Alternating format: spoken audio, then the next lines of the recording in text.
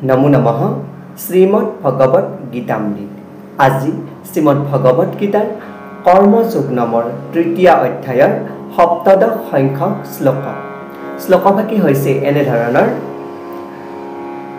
য়স্তাত্মৰতিৰেবা স্যাদাত্মতৃপ্তস্য মানবঃ আত্মন্যেব সন্তুষ্টঃ তস্য কাৰ্যং ন বিদ্যতে। এই বিশিষ্ট শ্লোকভাগীৰ বক্তা হৈছে শ্ৰীমদ্ ভগৱত শ্ৰীকৃষ্ণ। ভগৱান শ্ৰীকৃষ্ণই সখা অৰ্জুনৰ আগত এই বিশিষ্ট শ্লোকভাগীৰ অৱতাৰণা কৰিছে। শ্লোকভাগীৰ সৰল অসমীয়া অৰ্থ হৈছে এনে ধৰণৰ কিন্তু যিজনে আত্মজ্ঞান লাভ কৰিয়েই আনন্দ পাইছে, নিজৰ আত্মাক চিনি পাই তৃপ্তি লাভ কৰিছে আৰু নিজৰ আত্মাক লৈয়ে সন্তুষ্ট হৈ আছে, অৰ্থাৎ নিজৰ আত্মাক লৈ নিজে সন্তুষ্ট হৈ আছে, তেনে এজন লোকৰ বাবে কৰণীয় কাম আৰু একো নাই।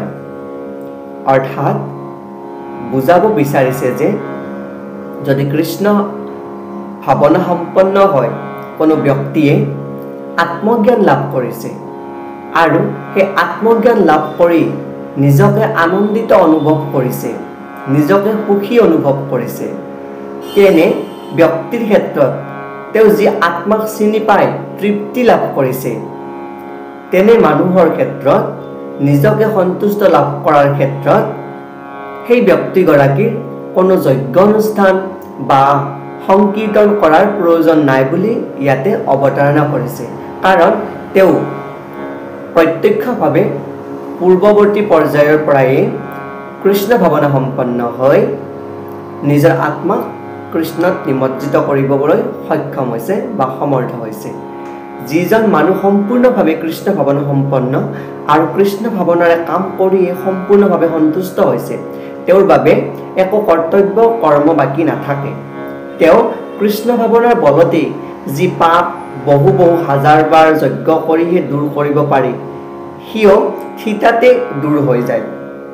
অৰ্থাৎ কৃষ্ণ ভাৱনা ইমানেই উচ্চ যে পাপ কৰাৰ ক্ষেত্ৰত বহু বাৰ যজ্ঞ কৰিও সেই পাপ খণ্ডন কৰিব নোৱাৰি বা বহুবাৰ যজ্ঞ কৰাৰ পিছতহে সেই পাপৰ পৰা নিবাৰণ পায় বা মুক্তি পায়। কিন্তু যদি কৃষ্ণ ভাৱনা সম্পন্ন হয়, তেওঁ সেই আত্মজ্ঞান লাভ কৰিছে, তেতিয়া সেই আত্মজ্ঞানৰ পৰা তেওঁ থিতাতে মুক্তি লাভ কৰিব পৰা সমৰ্থ লাভ কৰে। এনেদৰে শুদ্ধ চিত্তৰ সংযোগ ঘটিলে ভক্তজনে ভগৱানৰ নিত্য সহচৰ ৰূপে স্থান পোৱাৰ বিষয়ত নিশ্চিত হ'ব পাৰে। এইদৰে ভগৱানৰ কৃপাত তেওঁ সকলো কৰ্তব্য নিজেই সুসম্পন্ন হোৱাৰ দৰে হয় আৰু সেইবাবে বেদৰ বিধানসমূহ মানি চলিবৰ বাবে তেওঁৰ ক্ষেত্ৰত আৰু কোনো বাধ্যবাধকতা নাথাকে। অৰ্থাৎ কৃষ্ণ ভাৱনা সম্পন্ন হোৱাৰ পিছত তেওঁ আত্মজ্ঞান লাভ কৰাৰ পিছত তেওঁৰ বেদৰ যি নীতি আদৰ্শ আছে সেই মানিবৰ কাৰণে কোনো বাধ্যবাধকতা নাথাকে তেওঁৰ কাৰণে। আৰু ইয়াতে উল্লেখ কৰিছে যে তেনে কৃষ্ণ ভাৱনা সম্পন্ন লোক এজন বৈষয়িক কাম কাজৰ প্ৰতি কোনো স্পৃহা নাথাকে। সুৰা নাৰী আদিৰ বাবে যি পিছত আকৰ্ষণ থাকে, আহাৰ নিদ্ৰাকে আদি কৰি মৃগয়া আৰু যি পৰস্ত্ৰীৰ প্ৰতি বা নাৰীৰ প্ৰতি যি আসক্তি, এনে আকৰ্ষণীয় বস্তুবিলাকৰ পৰা তেওঁ কোনো আনন্দ নাপায় বা আনন্দৰ প্ৰতি আকৰ্ষিত নহয়, কাৰণ তেওঁ চিত্ত বুদ্ধি হৈছে আৰু কৃষ্ণ ভাৱনা সম্পন্ন হৈছে। এয়াই আজিৰ শ্লোকভাগীৰ সৰল গুণাৰ্থ। ধন্যবাদ। সুপ্ৰভাতম।